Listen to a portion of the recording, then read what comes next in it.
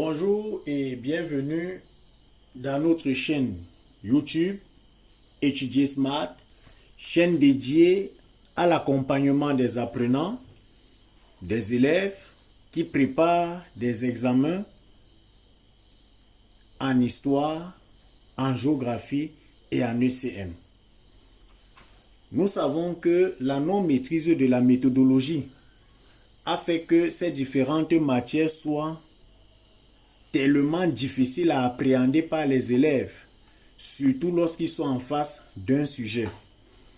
En étudiant dans cette méthodologie qui caractérise bien entendu les disciplines que nous avons évoquées, aucun élève, aucun apprenant n'aura plus peur, ne tremblera plus lorsqu'il sera en face d'une épreuve.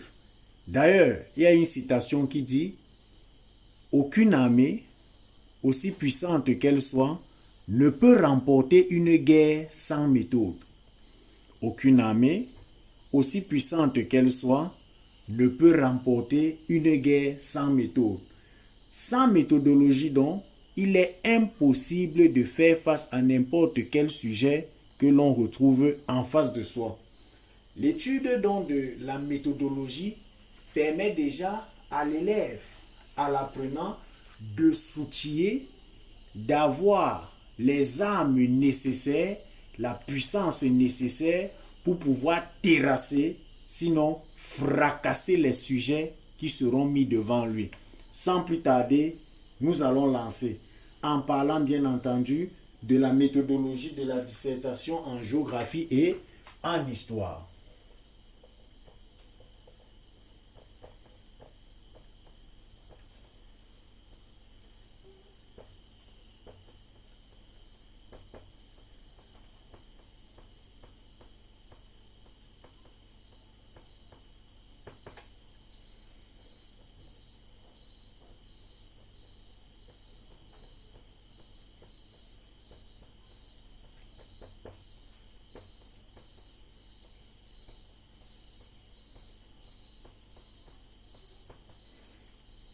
Bien, la méthodologie de la dissertation en histoire-géographie. Il est important de comprendre ce que cela est. Déjà, une dissertation est une démonstration avec un traitement problématisé du sujet et une logique démonstrative. C'est donc clair. On ne disserte pas pour bavarder, mais on disserte pour faire une démonstration. Et on démontre par la résolution d'un problème que l'on a en face de soi, avec une logique qui montre que l'on a compris ce qu'on est en train de faire. Dans une dissertation, donc, il faut être pertinent, c'est un élément important. Il faut être clair dans une rédaction raisonnée et structurée. On ne travaille pas dans le désordre. Il y a un ordre chronologique que l'on respecte pour pouvoir produire une bonne dissertation en histoire et en géographie. Le respect donc de ces critères permet à toute personne qui connaît peu ou ne connaît presque rien au sujet de pouvoir comprendre tout de même de quoi il s'agit à partir de la lecture du devoir ou bien à partir de la lecture de l'exposé qui a été produit par le candidat. La seule lecture du devoir peut permettre à une personne de savoir de quoi parle le devoir, de ressortir le sujet. Il est donc question pour chacun de proposer un raisonnement sur le sujet qu'on soumet à son appréciation. Les étapes à respecter sont donc au nombre de 3. Il y a, premièrement, la présentation sommaire du sujet au lecteur. La présentation sommaire du sujet au lecteur, c'est ça qu'on appelle l'introduction.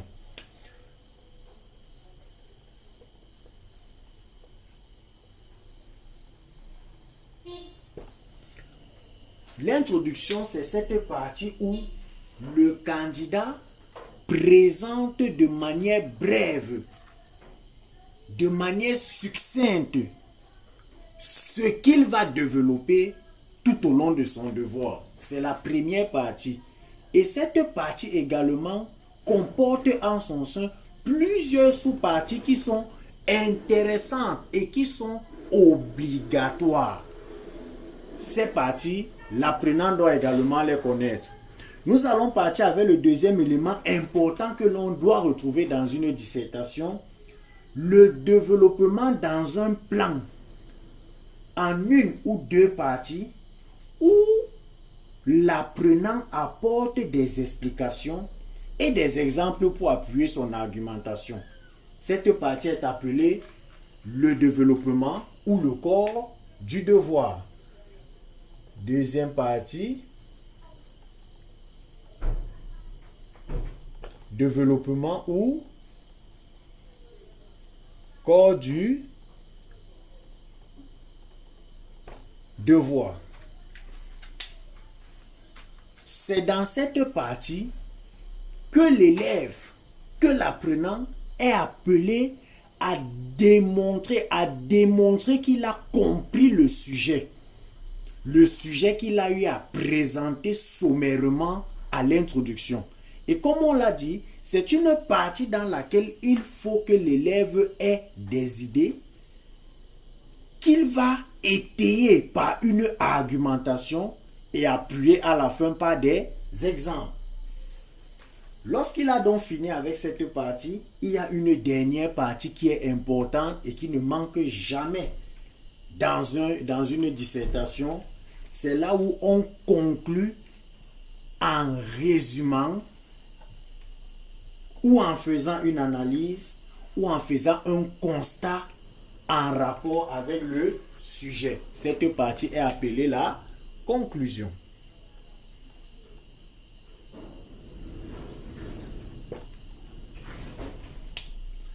En gros, voilà donc les trois parties essentielles qui entrent dans la dissertation en histoire et en géographie. Aucune de ces parties n'est facultative, toutes sont obligatoires.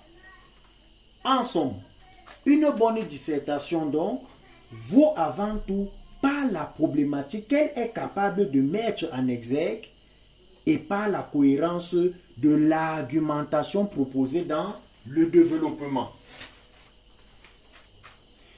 Il est donc important de la construire sans se limiter à juxtaposer les idées.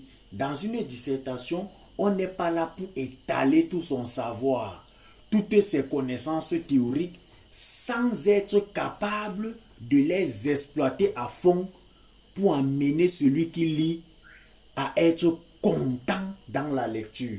On ne juxtapose donc pas les idées, on n'enchaîne pas les idées parce qu'on a beaucoup de connaissances sur un sujet, on vient, on balance tout sans cohérence, sans consistance, on balance parce qu'on a posé une question. Non, ce n'est pas ça la dissertation. On retient donc qu'il est important de la construire sans se limiter à juxtaposer les idées et en prenant garde à toujours lier explicitement les arguments avancés avec le sujet. Lorsqu'on a déjà évoqué un argument, on ne doit pas laisser le lecteur imaginer ce que l'on voudrait dire. On doit plutôt expliquer en profondeur au lecteur ce qu'on entend ou bien ce qu'on veut faire passer comme message à travers son idée. Une bonne dissertation a également des transitions entre les parties qui doivent être soignées.